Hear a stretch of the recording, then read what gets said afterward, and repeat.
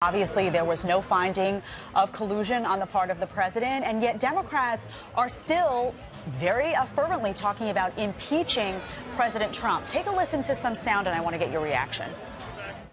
The fact of the matter is, I think that when you look at this report, you can see that there's enough information to move forward with impeachment on this president. What is the best thing for the country? It may be that we undertake an impeachment nonetheless. If proven, some of this would be impeachable, yes. All right. Obstruction of justice, if proven, would be impeachable. If we did not win, possibly, if there were not impeachment, what is going to happen is that the president is going to be emboldened. So, Sarah, obviously some arguing that the purpose of Part 2 of the Mueller report all along was to incentivize impeachment and to kind of give Democrats in Congress a little nod to say, here's the takeoff. What do you think? Look, Democrats got beat in 2016, and they got beat because they had a bad candidate, and we had a great candidate. Our candidate had a better message, a better vision, and outworked his opponent. And they've been losing every day since, and they're constantly looking for excuses. They still haven't found a message, and so their only option is to attack this president. Unfortunately, under Donald Trump, our country's doing amazing. The economy is booming. ISIS is on the run. We are becoming an energy-dominant and energy-independent country again.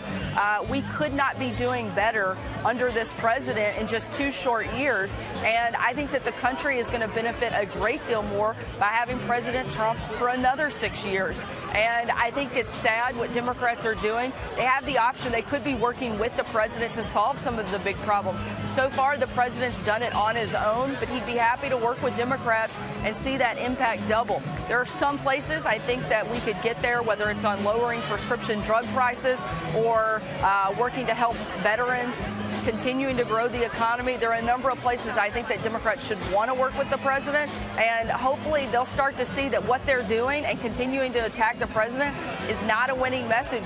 They should know that by now because they just keep losing and President Trump keeps winning. Hopefully they'll see that and change their ways and start to work with us instead of against us. Well, frankly, the country deserves better.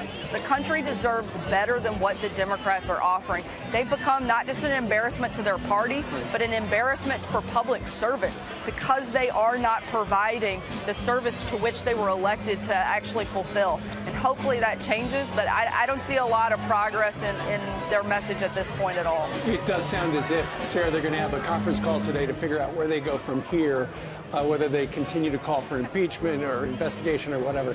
But we want to play a soundbite for you from CNN on... Steve, if they have to get a conference call together to figure out where they're going from here, they shouldn't be in office in the first place. They should have known what they were coming to do when they got to Washington. And so far, again, all they do is attack the president. And I think it's quite sad that they've got to have a conference call with all of their members to figure out what they're going to do with themselves. Now that the Mueller report is out and proven that there was no collusion and no obstruction, that message plan didn't work. So now it's like, what do we do? Right. It's simply sad. Good point. Okay, Sarah, on Friday, April Ryan from CNN actually kind of mentioned you. We're going to play that soundbite and get your reaction. The American people can't trust her. They can't trust what's said from the president's mouthpiece, spokesperson from the People's House. Therefore, she should be let go. She should be fired. When there is a lack of credibility there, you have to start lopping the heads off. So she was talking about how you had lied to the press, and then later it's time to, start firing people. We had your dad on about an hour ago. He was steamed. Curious about your reaction. Look, I've had reporters say a lot of things about me.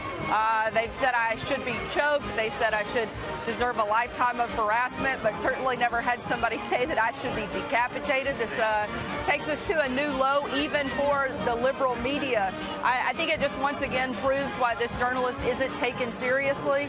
And look, I spent yesterday, Easter Sunday, and the weekend with my family and thinking about the things that we're grateful for. And one of the things that I'm most grateful for for is all that the president has accomplished under these last 2 years. I think that he has a great 6 years ahead of him, and I think our team needs to remain focused on how we keep pushing those things that actually help Americans and not engage in these petty fights with journalists simply that, again, shouldn't be taken seriously. I don't think are taken seriously and are just looking for a couple more minutes on TV.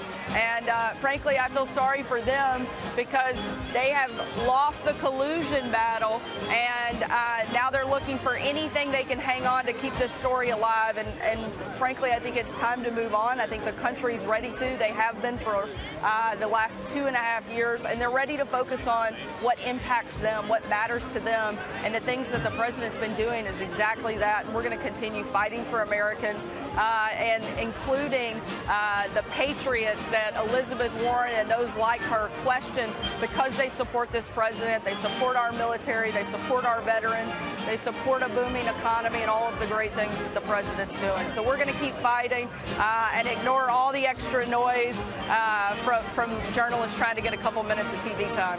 Well, good luck enjoying the noise behind you, or ignoring it. Enjoy it. This is a happy noise. We'll take this any day of the week. The United States military bands are truly incredible and amazing. We're so thankful that they're willing to come out every year for the Easter egg roll, which is an amazing event. The president and the First Lady are going to welcome about 30,000 visitors to the White House today, and the First Lady and her team have done an amazing job putting together a perfect and beautiful event. And it may be a little chilly, but it's still going to be a great day, and we're excited to welcome everybody here and be part of the time-honored tradition of the Easter egg roll. Indeed it is. Looks like a great time, Sarah. Send everyone our best and have some fun. Go enjoy. That's right. Thanks. Thanks.